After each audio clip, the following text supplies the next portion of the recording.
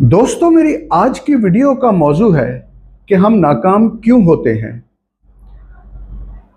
चंद साल पहले मुझे शर्फ हासिल हुआ कि मैं EFU लाइफ इंश्योरेंस में काम करूं।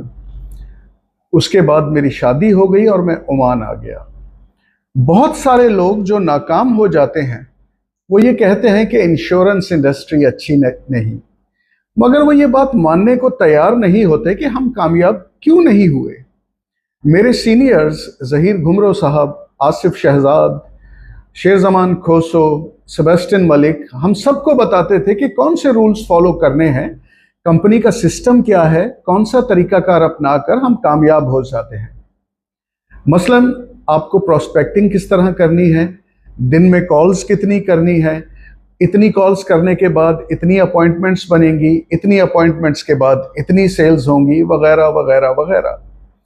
जो लोग ईमानदारी से ये पैटर्न या सिस्टम फॉलो करते हैं वो बहुत ही ज़्यादा कामयाब हो जाते हैं, और जो नहीं करते फिर वो इंडस्ट्री की बुराई करते हैं या फिर किस्मत की।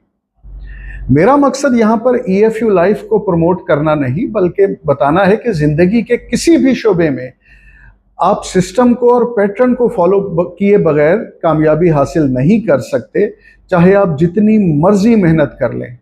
हाँ, सिस्टम में रहते हुए अपने काम में जिद्दत लाएं, नए नए आइडियाज़ मुतारिफ कराएं, मेहनत और ईमानदारी से काम करें, चुगलियों और गॉसिप्स पर ध्यान मत दें, सिर्फ अपने काम और अपने गोल्स पर ध्यान दें, और फिर देखें आपको कामयाबी कैसे नहीं मिलती।